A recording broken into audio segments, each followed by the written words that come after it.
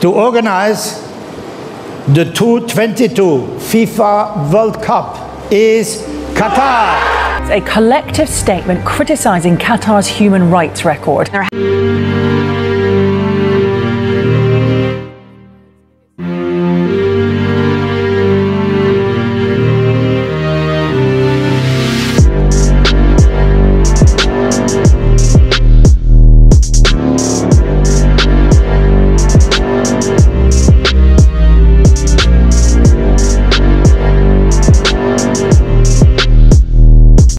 दोस्तों नमस्कार।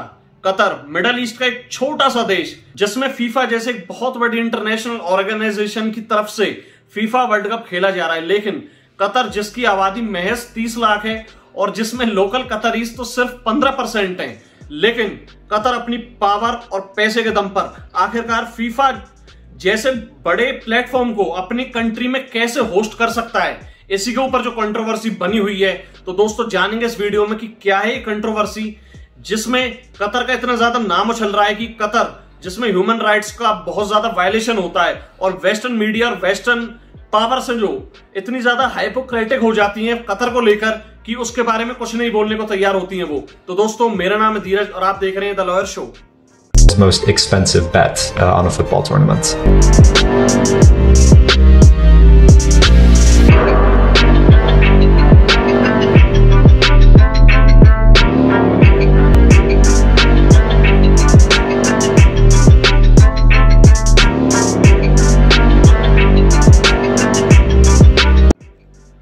अब आइए पहले जानते हैं कि आखिरकार फीफा है क्या।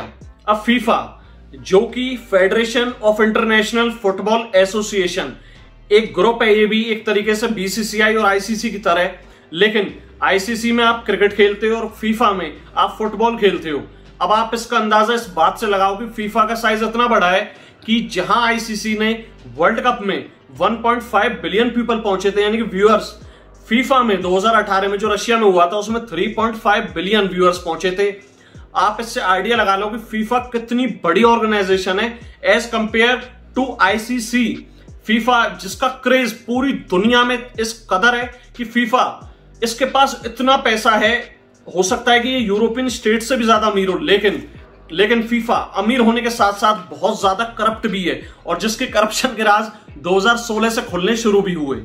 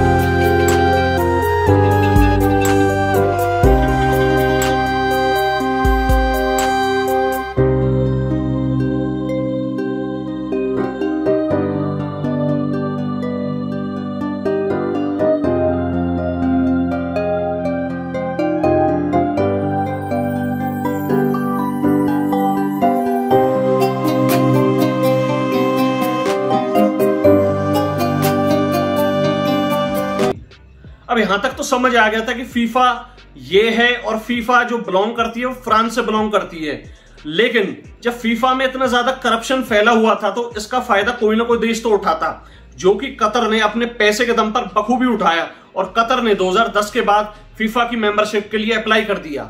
और यहां तक कि इसकी मेंबरशिप के लिए यूनाइटेड स्टेट्स, ऑस्ट्रेलिया, जापान और ना जाने कितने वेस्टर्न पावर कंट्रीज ने अप्लाई किया जिनके पास बखूबी पैसा है, लेकिन कतर इसमें सक्सेसफुल हुआ सिर्फ और सिर्फ पैसे के दम। कतर एक नेचुरल गैस और ऑयल रिच कंट्री है और जिसके पास पैसे की कोई लिमिट नहीं है, और कतर ने फीफा को पैसे के दम पर खरीद लिया।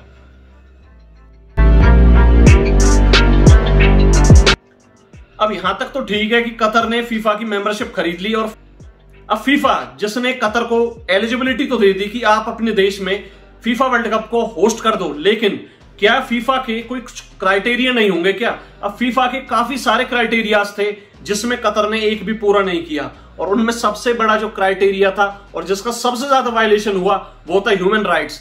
अब फीफा जो कि बिलोंग करता है एक वेस्टर्न कंट्री से, और वेस्टर्न कंट्रीज क्लेम करती हैं अपने आप को एक तरीके से वेस्टर्न डेमोक्रेटिक सुप्रीमेसी के तौर पर, लाइक यूएसए, फ्रांस, जितने भी यूरोपियन कंट्रीज हैं, यूएसए हैं, सब अपने आप को डेमोक्रेटिक सुपर पावर बताते हैं। लेकिन जब बात पैसे की आती है तो ये सब चीज खत्म हो जाती है।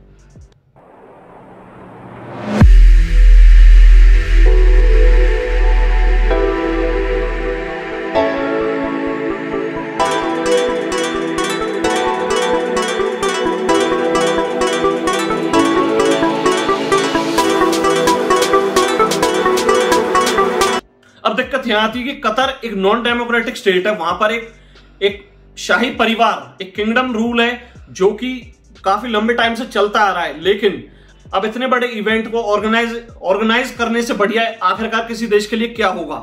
और ज्यादातर ऐसा देखा भी गया है कि जितने भी वन मैन रूल्ड कंट्रीज होती हैं वो ऐसे इवेंट से हेल्प लेती हैं और जिनका उनको फायदा भी मिलता है। अब कतर जो कि एक oil and natural gas based economy है, उसको भी अपनी इकोनॉमी को ट्रांसफर करना है किसी दूसरे बेस पर, और इसलिए कतर ने फीफा का सहारा लिया जिससे दुनिया भर के लोग उसके देश में आए और उसके यहाँ पर टूरिज्म भी बढ़े। और अपने यहाँ पर उसने जो पिछले 10 साल में इतनी सुपर डेवलपमेंट की इंफ्रास्ट्रक्चर पे, उसकी वजह से आगे जाकर कतर को बिल्कुल फायदा मिलेगा टूरिज्म में। लेकिन कतर में सबसे बड़ी जो कंसर्न की बात है वो है वहां पर ह्यूमन राइट्स की। अब वहां पर 30 लाख की आबादी है जिसमें 15% लोकल कतरीज हैं, और जो बाकी जो 85% बाहर के माइग्रेंट्स हैं उन पर इतने ज्यादा ह्यूमन राइट्स की वायलेशन होती हैं, उनके साथ एक तरीके से नॉन ह्यूमन बिहेवियर आपको देखने को भी मिलेगा। इतना ही नहीं, कतर अपने यहां पर इस इवेंट को होस्ट कर रहा है तो कतर कभी किसी देश को ब्लॉक कर देता है, कभी किसी देश के ऑडियंस को ब्लॉक कर देता है। इसी बात से अंदाजा लगा सकते हो कि एक वेस्टर्न कंट्री की एक ऑर्गेनाइजेशन जिसका इवेंट एक ऐसे देश में हो रहा है जहां पर एक नॉन डेमोक्रेटिक स्टेट उसको आप बोल सकते हो, और वो अपने यहां पर इस तरीके से अनडेमोक्रेटिक एक्टिविटीज कर रहा है कि वो किसी देश को ब्लॉक कर रहा है अपने। अब आप इसी बात से आइडिया लगा लो कि वेस्टर्न सुपर पावर्स हैं या फिर जो वेस्टर्न कंट्रीज हैं उनकी हाइपोक्रेसी किस हिसाब की होती है। अगर पैसा, money is the real power, और ये बिल्कुल सच है। मनी, कतर ने इतना पैसा दिया है फीफा को, वो बिल्कुल भी मना नहीं कर पाए, और ना ही कोई देश मना कर सकता है अगर पैसा आप मन मुताबिक उस देश को दे दो, जो कि ना जाने कितने एग्जाम्पल आपको मिल जाएंगे। और इसके ऊपर हम आगे भी वीडियो बनाएंगे कि कैसे सऊदी अरेबिया ने अपने पैसे के दम पर यूएसए को अपना स्लेव बना लिया। तो दोस्तों, अगर आपको वीडियो अच्छी लगी हो तो प्लीज इसे लाइक करें, मेरे चैनल को सब्सक्राइब करें और अपने दोस्तों के साथ शेयर करें, और अगली वीडियो तक के लिए स्टे ट्यून्ड। Thank you.